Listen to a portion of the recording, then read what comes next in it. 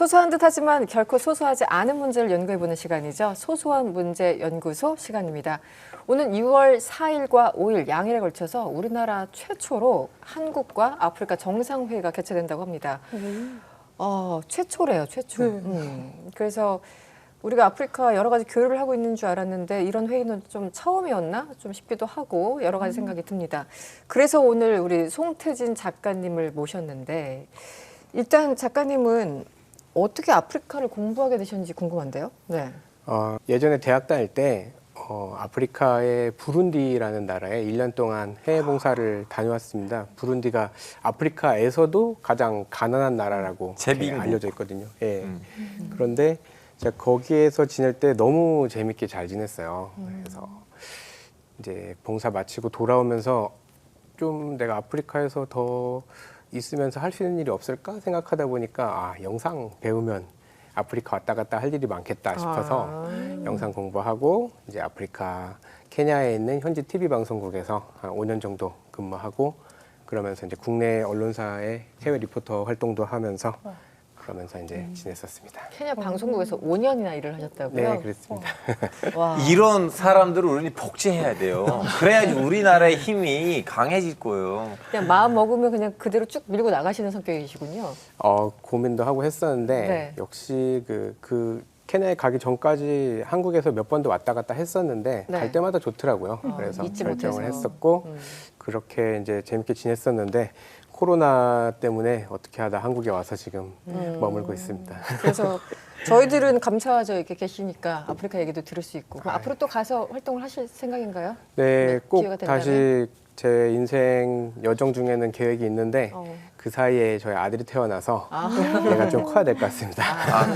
그러면 가신다면 케냐에 가실 거예요? 아니면 다른 나라로 가실 예정이신가요? 아직 정확히 모르겠어요. 근데 좀 다시 갈 때는 되게 다양하게 갈 수 있는 일을 해보고 싶어요. 그러면 아프리카에서 주로 어떤 나라들에서 좀 뭐 2주, 3주 넘게끔 계셨어요?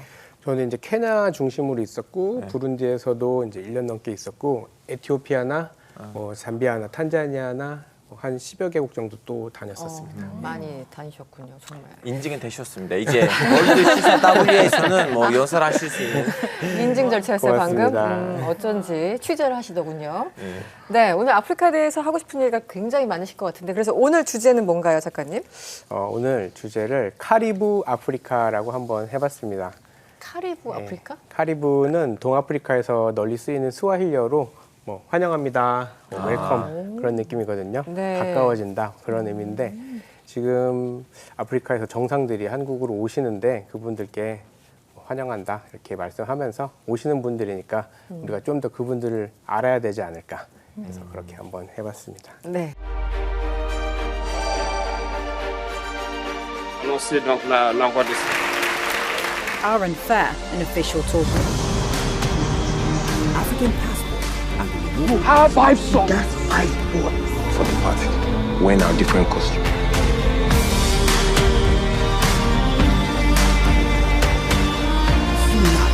Need for Africa. To unique industries like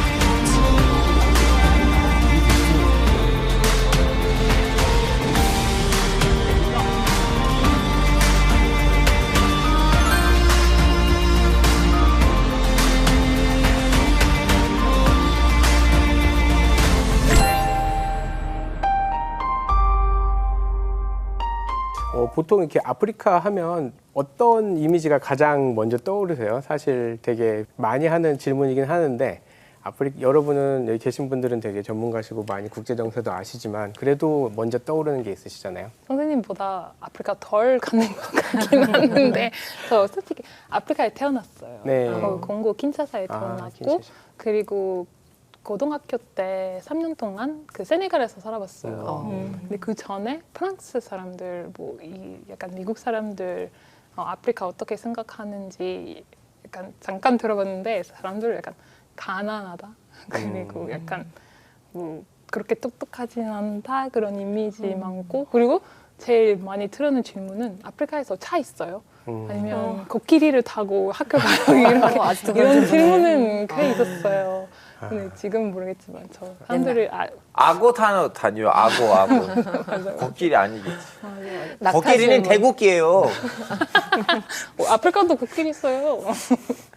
그렇게 이제 아프리카 하면 사실 되게 그런 좀 부정적인 이미지가 많습니다. 보통 뭐 못 살지 않냐, 덥지 않냐, 뭐 전쟁하는데 위험해서 어떻게 가냐. 제가 아프리카 간다고 할 때도 저희 부모님들께서 그러셨어요. 그렇게 위험한 데를 꼭 가야 되니 했는데 케냐 별로 안 위험하거든요. 근데 우리가 이렇게 아프리카에 대해서 알고 있는 그런 여러 가지들이 사실 아프리카라는 말 한마디로 정의하는 게 불가능합니다.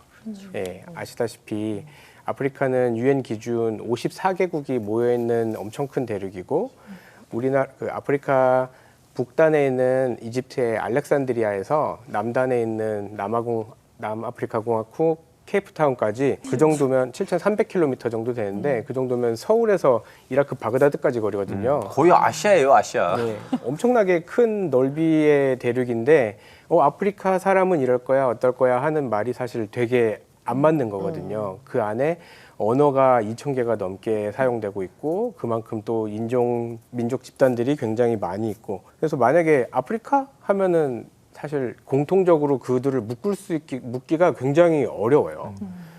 만약에 우리가 아시아 사람이니까 몽골이나 말레이시아랑 뭐 묶인다 이상하잖아요.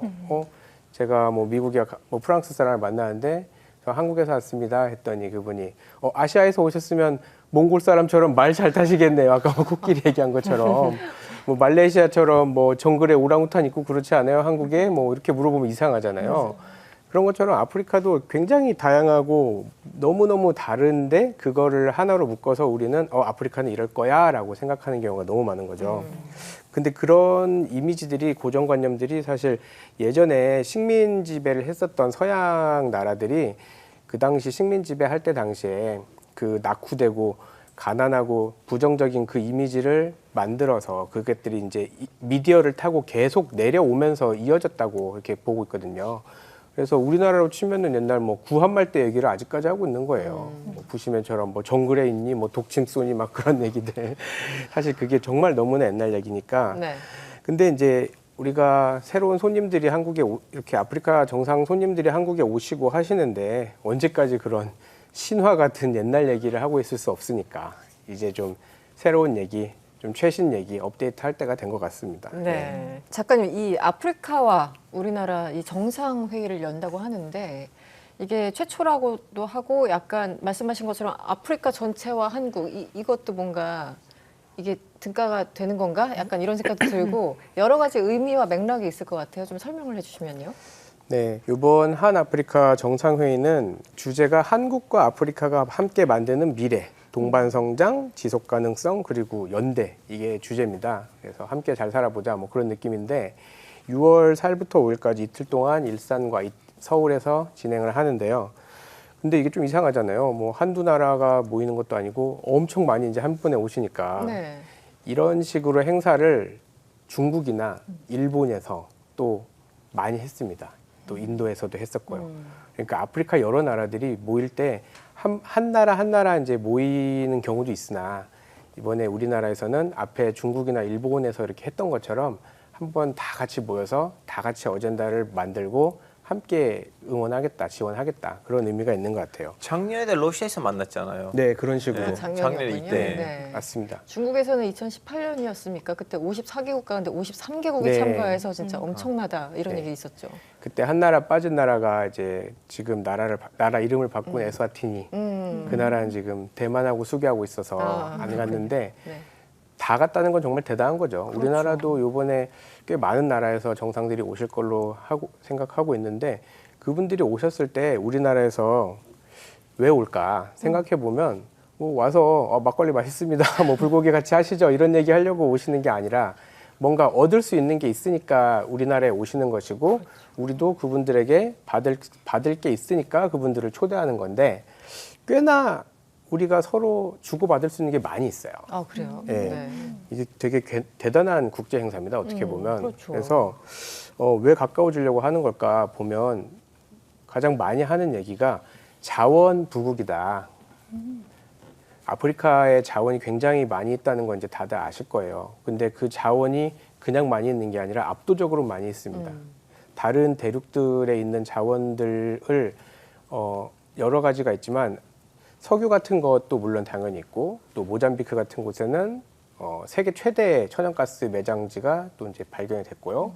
또 뭐 망간이나 뭐 굴이나 아니면 뭐 코발트 같은 여러 가지 자원들, 특히나 이제 4차 산업혁명에 요즘에 AI나 반도체 같은 곳에 들어가는 그런 전자제품에 들어가는 희귀한 자원들이 아프리카에 굉장히 많이 있어요.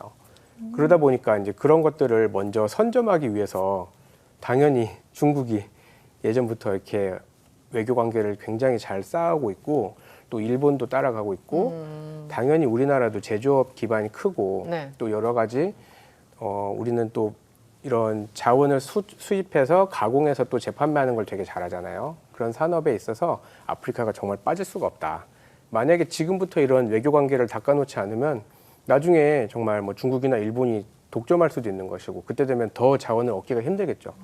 그렇게 되고 있어요. 실제로 지금 중국은 아프리카에 투자를 엄청 많이 하고 있어서 네. 굉장히 많은 이런 광산들을 또 가지고 있는데 우리나라도 절대 지금 밀릴 수가 없는 꽤나 갈급한 상황입니다. 네. 구정 기자님, 지금 어쨌든 정상회의를 하면 의제 안건들이 있을 텐데 어떤 게 있는 건가요? 딱히 안건이 있다고 볼 수는 없을 것 같아요, 사실. 그래요? 예, 이번에 슬로건이 동반성장, 지속가능성, 연대. 예, 이 좀 슬로건 추상적이네요. 예. 네. 현안보다는 이제 협력틀을 제도화하고 네트워킹하는 거, 그쵸, 시작이라는 것에 의미가 있는 건데 일본 같은 경우 아프리카 포럼 94년부터 있었고 중국이 2000년부터 해서 3년 간격으로 하는데 중국이 처음 2000년에 했을 때 아프리카 정상 4나라 정상들이 갔었어요. 근데 그 다음에 2회는 3년 뒤에 아프리카 쪽에서 했었고 그 다시 3년 뒤에 3회를 할 때 베이징에서 2006년이죠. 그때 30몇 개국이 왔었는데 제가 이제 국제뉴스 오래 다뤘지만 중국의 위상이 세계에서 이 정도구나라고 정말 현타가 왔던 게 그때였어요. 그러니까 중국에 부르니까 저렇게 많은 아프리카 정상들이 모이는 거 그런 일이 없었어요. 아마 아프리카 연합 정상회담 말고는 없었을 거예요. 근데 그거 한 다음에 2006년에 그 행사 중아 포럼 있고 나서 중아 경제협력 포럼 그 다음에 바로 한국에서도 한아 포럼을 했었어요. 다만 그때는 이제 장관급 포럼이었어요. 네. 그때 이제 노무현 정부 때 우리가 이제 반기문 유엔 사무총장 출마를 해야 되고 그때 반기문 외교장관 때였는데 그래서 사실 저는 그 한아 첫 포럼을 갔었거든요.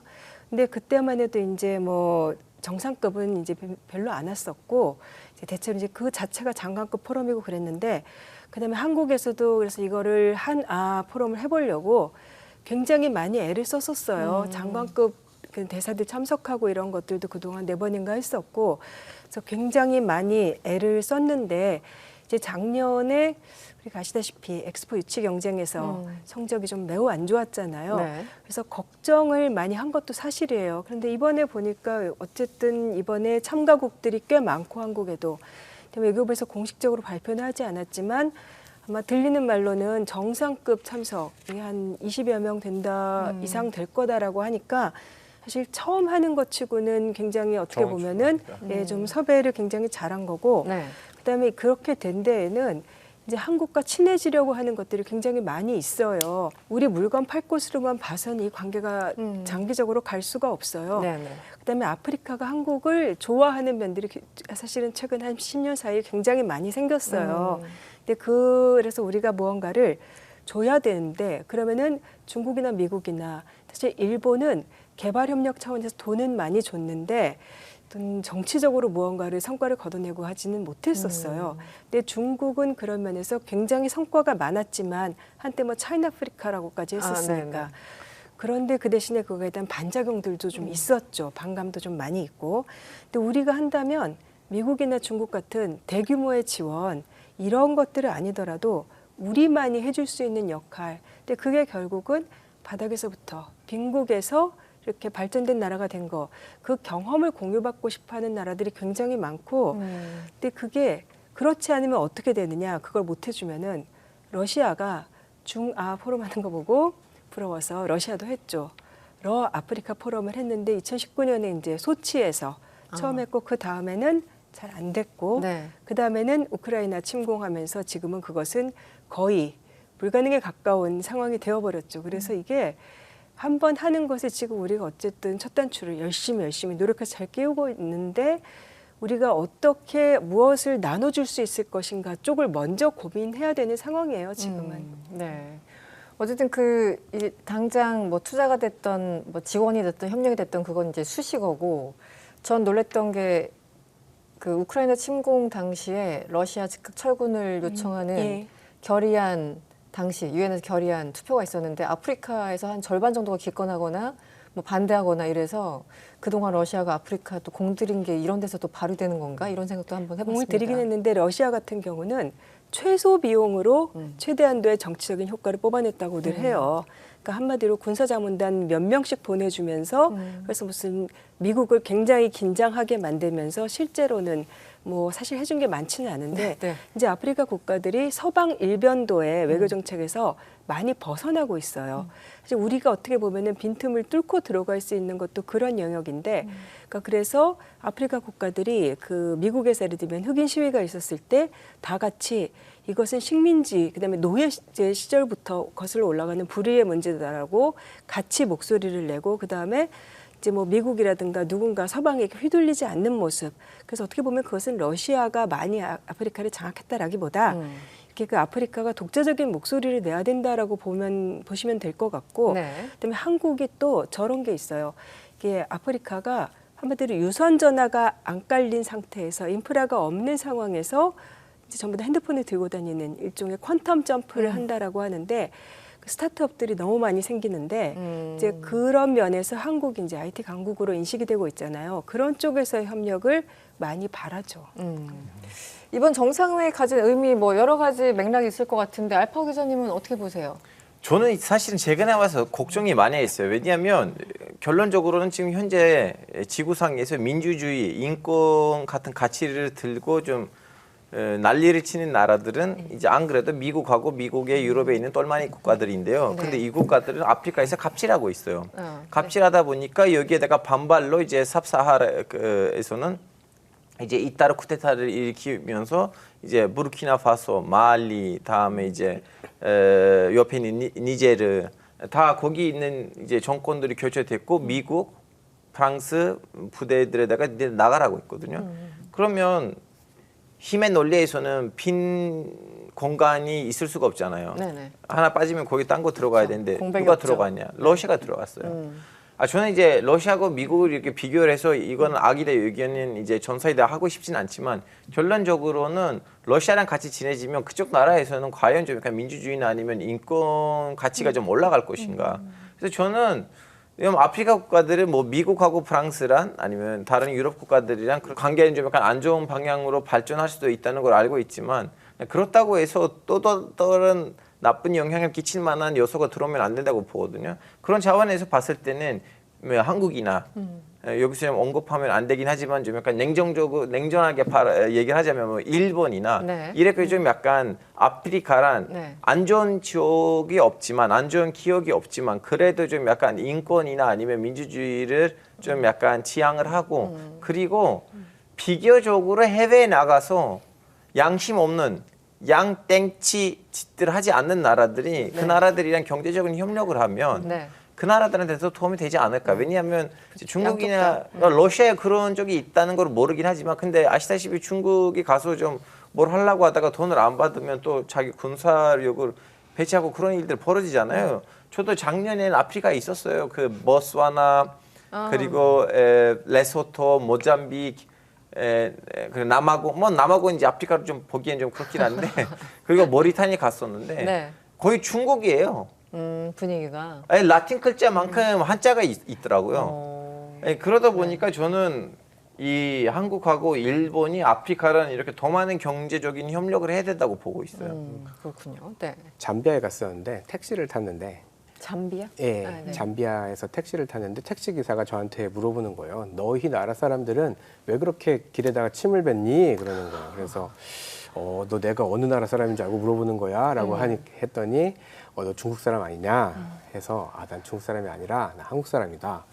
그랬더니 한국인은 괜찮아. 딱 그러는 거예요. 그래요. 그래서 왜 그렇게 이제 생각하냐 했더니 중국 사람들은 지금 우리 잠비아에서 너무 많은 일들을 하고 있는데 우리한테 좋지 않아. 우리한테 뭔가 그들이 많은 일을 하고는 있는데 우리에게 돌아오는 건 그렇게 많지 않은 것 같아. 그리고 만약에 우리가 너희들에 대해 중국에 대하여 안 좋은 말을 하려고 하면 무슨 이렇게 권력에서 막는 것 같은 느낌이 들어. 그 택시기사 정말 가장 일반인을 대변하는 네, 분이잖아요. 근데 그러네요. 그분이 이제 저한테 외국인인데 저한테 그렇게 얘기를 하시더라고요. 뭐 그뿐 아니라 아프리카에서 이제 만나고 얘기하는 분들을 얘기를 들어보면 한국 사람과 중국 사람을 구분을 하시는 분들은 우리에 대해서 굉장한 호감을 가지고 있습니다. 예. 예전에 이제 냉전이 있을 때는 미국과 소련에서 자기의 도움을 이런 영역을 구축하기 위해서 공산주의와 자본주의 나라들 간에 서로 이렇게 원조나 이런 것들이 있어 왔는데 냉전이 끝나면서 이제 소련이 붕괴되니까 아프리카 나라들이 꽤나 버림받다시피 했었거든요. 그래서 기아나 이런 것도 많이 찾아오고 했었는데 그때 중국이 아프리카를 많이 도와주고 또 찾아오면서 영향력이 굉장히 많이 커졌어요. 근데 그러한 영향력이 요즘 들어서 이들이 이제 위기를 느끼는 거죠. 아까 이제 말씀하신 것처럼 샤인아프리카라는 용어가 아예 그냥 대놓고 나오고 있고 하니 그래서 이들이 견제해 줄 수 있는 나라를 찾는 것 같아요. 근데 그 중에 하나가 한국. 그래도 왜냐하면 한국 너희들은 정말 가난한 나라였는데 이렇게 성장해온 그 경험이 있잖아. 네, 네. 그리고 한국에서 아프리카에서 근무하시는 그런 분들이 사실 그렇게 나쁘다고 할까 어떤 현지에 해를 끼칠 만한 분들이 별로 없으세요. 거의 이제 NGO 일단 숫자가 적고 네, 모범적인 NGO 하시고 활동을 또 하고. 막 선교하시고 이런 착한 분들이 가셔가지고 이미지가 좋군요. 이미지가 네. 좋습니다. 보통 거기도 K-팝도 영향이 K-팝 영향이 또 있죠. 영향이 있습니까? 예, 아. 예. 이미지가 K-팝. 좋다고 하기에는 이미지가 그냥 없다가 없다. 현재까지는 제일 맞을 것 같아요. 미미하다. 예, 예. 아시는 분들은 예. 좋은 분들을 만났다. 네, 그러니까 냉정한 중국이 지점. 가서 네. 예. 뭔가를 많이 해준 건 사실이에요. 근데 최근에 이제 문제가 불거진 게 중국이 차관을 넣어주고 그걸로 인프라를 지어주면 당장은 좋은데 결국 빚으로 남는 거잖아요. 그렇죠. 네. 그래서 그 부채 문제. 그래서 그걸 이제 또 서방에서는 주로 중국이 아프리카 국가들을 차관의 덫에 빠뜨리고 있다라고 하는데 그거는 제가 보기엔 서방이 욕할 처지는 못 되는 것 같아요. 남 얘기 그렇기는 뭐 한데, 네, 근데 아무튼 그런 면에서, 근데 어쨌든 이제 한국 같은 경우는 조금 식민지 원죄가 없는 나라로서 해줄 수 있는 것들이 그런 것들이 많이 있는 것 같고, 그다음에 아프리카 쪽에서 요새 그 AFC, FTA라 그래서 그러니까 아프리카 대륙 자유무역지대 이거를 굉장히 많이 하려고 그것도 이제 굉장히 오랫동안 아프리카 국가들이 공들여서 이제 협정을 맺고 했는데. 이게 지금 제조업 기반이라든가 그런 게 아직까지는 좀 네. 약한데, 그러니까 우리가 무언가를 가져가려고 하면 안 될 것 같고 계속해서 우리가 좀 주려는 입장으로 아프리카에 네. 대해서는 장기적으로 가야 된다는 거예요. 그나저나 송 작가님, 그러니까 EU처럼 이제 유럽이 EU가 있잖아요. 유럽 연합에서 뭐 27개국이 모여서 이제 얘기를 합니다. 뭐 기후 환경 어떻게 할 것인가, 자동차는 어떻게 할 것인가 여러 가지 회의를 하고 주요 안건들이 있는데. 아프리카도 AU라고 여기에서 이분들끼리 모였을 때는 어떤 게 가장 핫한 이슈인가요? 무슨 얘기를 하나요? 그 많은 나라들이 모여서. AU가 이제 2002년에 시작됐는데 사실 그 전에부터 그 개념이 있었습니다. 예전에 1960년대에 아프리카 여러 나라들이 우르르 독립을 할 때 그때 아프리카의 그 독립운동했던 지도자들이 USA라는 얘기를 했어요. USA. 예, 네. United States of Africa. 그래서 우리가 한 나라로 독립을 하자. 아예 그냥 한 나라로 시작하자. 아프리카가. 근데 그게 잘 안 됐죠. 너무나 이제 개성이 강하고 해서 결국에는 54개 국가로 따로따로 독립을 했는데 어쨌든 이들이 한 나라가 미국이나 뭐 영국이나 프랑스나 이런 나라랑 1대1로 만나서 뭔가 하기에는 너무나 힘이 약하고 부족하니까 이들이 지역으로 이제 모이게 되고 또 그 모임이 커지고 하면서 이제 그 AU의 전신으로 네. OAU라는 게 있었습니다. 네.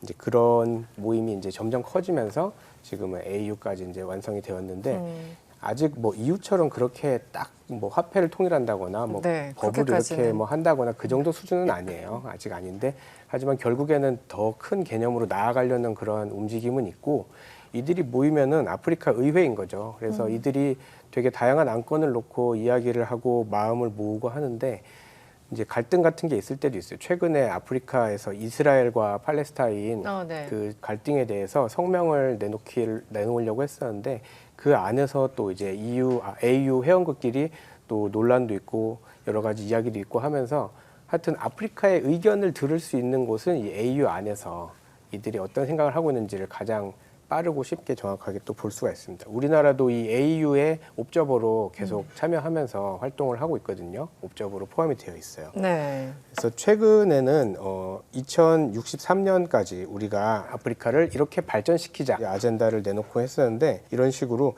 AU에서 이렇게 큰 방향을 정해주고 또 나라들이 이 방향을 같이 따라가니까 서로 시너지 효과가 날 수 있고 하면서 이런 것들을 크게 보고 있습니다. 네. 저도 사실은 자유로울 수 없는데 아프리카에 대한 인식이 그렇게 좋지만은 않아요. 그리고 어떻게 보면은 미디어 영향인가 뭐 CNN 틀어보면 맨날 이제 안 좋은 얘기, 분쟁, 뭐 가난함 이런 것만 나오잖아요. 그 작가님도 여전히 그런 질문을 많이 받으신다고 했는데 그거는 어디에 기인한다고 보시는지 사시면서 여러 가지 이제 고뇌를 하셨을 텐데. 네. 일단 보통 5년에 한 번, 4년에 한 번씩 선거를 하는데 54개국이니까 1년에 10곳씩 선거를 한다는 얘기거든요. 그러면은 1년에 10군데씩 선거를 하면 뭐 거의 매달 선거하는 얘기가 뉴스에 나오는 건데 선거를 하고 나면 기분이 너무 좋죠. 우리 지지하는 분이 당선이 되거나 내가 지지하는 사람이 떨어지거나 하면은 좀 업되고 다운되고 하잖아요. 그러면 이걸 한번 분출을 해 주셔야 돼요. 네네.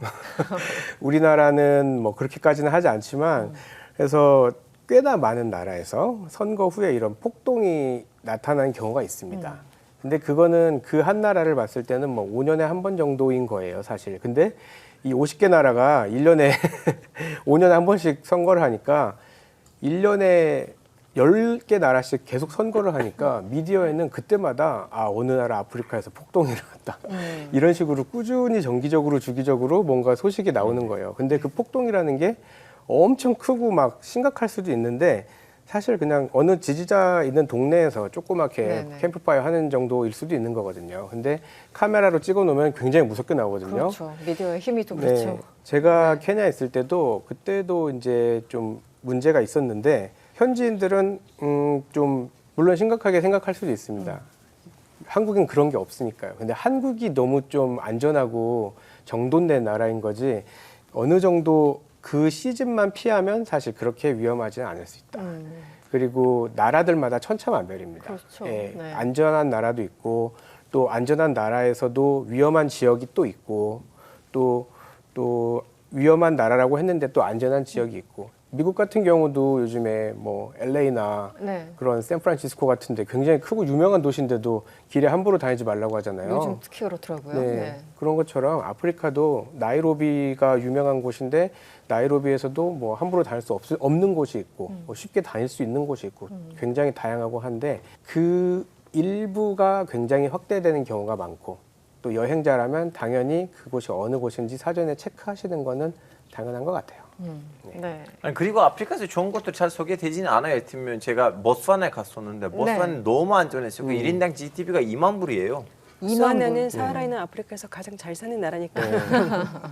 보츠와나는 독립한 후에 한 번도 이런 내전이나 이런 문제가 없었고 항상 평화롭게 민주주의적으로 정권이 교체되고 그 나라는 이제 다이아몬드가 많이 나오고 있어서 그 다이아몬드로 나라에서 펀드를 만들어서 국민들을 위해 되게 잘 쓰고 있습니다.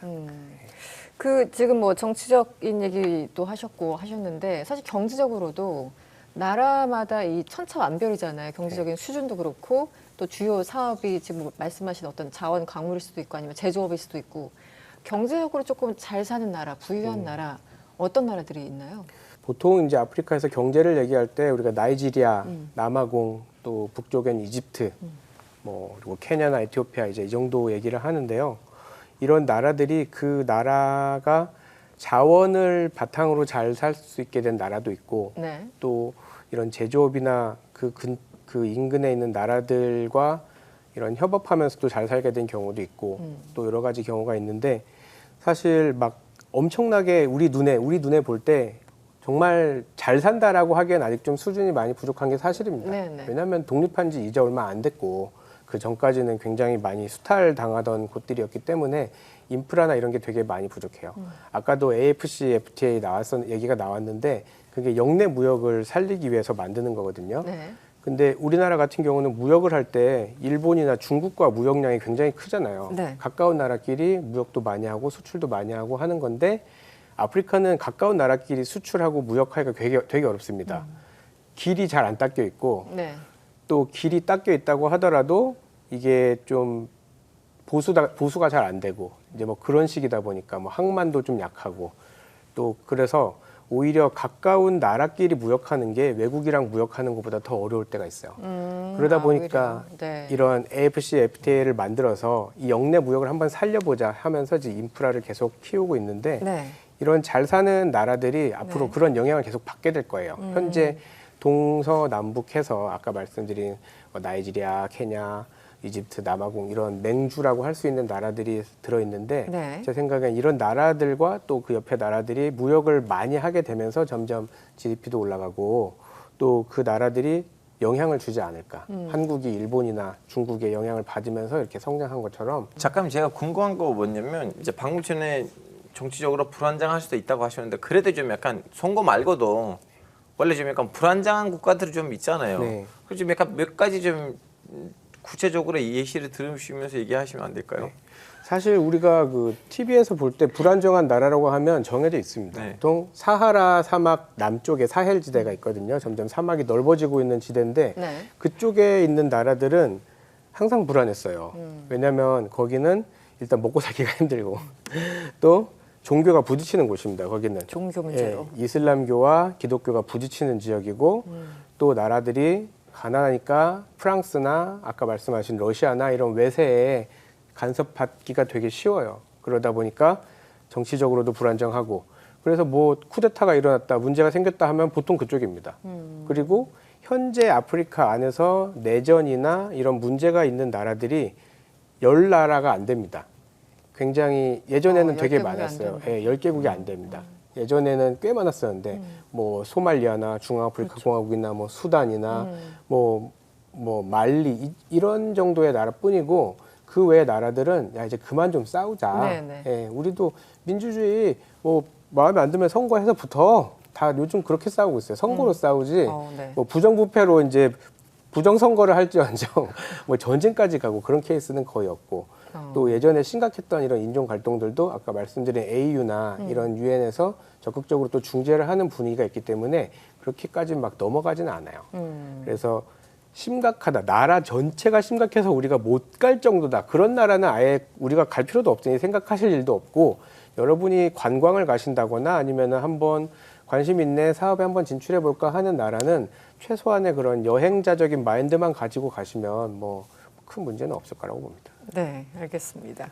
뭐 또 질문하고 싶으신 거 있으신가요, 혹시? 이해가 안 되는 거. 아프리카는 가난하긴 하는데 근데 가난해도 약간 잘 사는 사람들 엄청 많은데 저도 세네갈에 샀을 때 약간 돈 없는 사람들 약간 나 돈 없어요 너무 힘들어요 뭐 어떻게 해야 되는 그런 상황 아니고 뭐 조금이라도 난 지금 행복해요 그렇게 사는 아프리카 사람들 엄청 많아요. 아프리카는 아프리카니까 왜 아프리카 기준으로 그런 약간 기준 만들지 않을까 그런 게 너무 물어보고 싶어요. 이제 물론 그렇게 사는 모습이 참 제가 매력적이어서 아프리카에 관심도 있고 봉사활동 할 때 그런 걸 또 곁에서 보고 하면서 이제 느낀 게 있었는데 근데 그렇다고 해도 이게 이런 물질적인 거를 무시할 수가 없더라고요. 아무래도 가난하면 그만큼 살기가 피곤합니다. 그 우리나라에서 사람들이 잘 살잖아요. 근데 잘 사는 게 이 나라가 잘 사니까 내가 다른데 신경을 쓸 게 없으니까 내 할 일만 잘하면 되고 우리 가족만 잘 챙기면 되니까 이제 그럭저럭 먹고 살 수 있고 회사도 다닐 수 있고 하는 건데 저는 아프리카 사람들 되게 존경하는 게 가난한 나라에서는 그렇게 사는 게 되게 힘들어요. 평범한 가정을 유지하는 게 제가 아들을 낳고 보니까 진짜 절절히 느끼는 건데 야, 이 나라 사람들은 어떻게 애를 키우냐 도대체. 이렇게 한국에서도 이렇게 힘든데 한국에서는 뭔가 굉장히 많은 게 짜여져 있고 준비되어 있고 어느 정도의 소득만 있으면 그걸 좀 누릴 수 있고 사용할 수 있는데 거기는 그런 게 되게 부족한 경우가 많습니다. 그렇게 물질적으로 힘들고 어렵다 보니까 그 나라에서 아버지나 어머니가 가족을 이끌고 살아가는 거는 한국의 아버지와 어머니를 물론 무시하는 생각은 전혀 없지만 그것보다 난이도가 높은 것 같아요. 그러다 보니까 이 나라가 잘 사는 게 얼마나 중요한지 제가 생각을 좀 많이 하게 되거든요. 그래서 개인적으로는 문제 없어요. 개별적으로는 뭐 하루하루 행복하게 살 수 있고 하쿠나 마타타 할 수 있는데 이 나라가 잘 살지 못하면 그 자기의 하고 싶은 것 외의 시간을 너무 많이 써야 돼요. 너무 많이 써야 돼요. 그러다 보니까 거기서는 정말 어려운 일들이 많이 있고 한데 이제 그분들이 경제 발전을 하기 위해서 속도를 내고 있는데 이 아프리카가 미래의 기회다, 뭐 아프리카 라이징이다 이 얘기가 수십 년 전부터 있어 왔는데 늘 뭐 비슷하지 않냐라고 말씀하신 분들도 있어요. 근데 이 나라가 발전하고 경제에 이런 비행기가 이륙하듯이 부응하고 날아오르려면 준비돼야 될 것들이 여러 가지가 있는데 정치적인 안정이나 뭐 금융에 대한 신뢰나 뭐 여러 가지 것들도 있지만 이 사람들의 잘 살고자 하는 그런 희망이거든요. 그러한 의지가 있어야지 나라가 잘 살 수 있고 한국이나 뭐 중국이나 인도나 가난했다가 발전하고 있는 나라들은 다 그런 이제 스피릿이 있는데 아프리카 사람들도 그런 스피릿이 좀 많이 키워지고 있는 중이라고 봅니다. 만족하고 그냥 행복하다고 하는 건 물론 좋아요. 개인으로는 문제 없어요. 개인으로는 문제 없어요. 근데 나라가 성장하기 위해서는 그것보다 한 걸음 더 나가서 사람들에게 그런 좀 더 나은 개선된 거를 이끌어줄 수 있는 사람들이 필요하고 그러려면은 그러한 과정들을 그들도 적극적으로 찾아야 되는데 지금 그러한 과정에서 중국이나 뭐 우리나라 같은 나라들이 그들에게 좀 도움을 줄 수 있는 나라로 보여지고 있지 않나. 그때 이제 우리가 그분들께 나아가서 정말 우리가 한국이 성장한 그 경험을 공유하고 또 마음을 얻을 수 있지 않을까 또 생각합니다. 네, 우리의 편견이 눈을 가린 사이 아프리카는 기회의 땅으로 세계인들의 주목을 많이 받고 있는 것 같습니다. 이번 6월 아프리카 그리고 한국 정상회의를 계기로 양국 간의 양자 간의로 해야 되군요. 양자 간의 협력의 기회가 생겼으면 하는 바람입니다.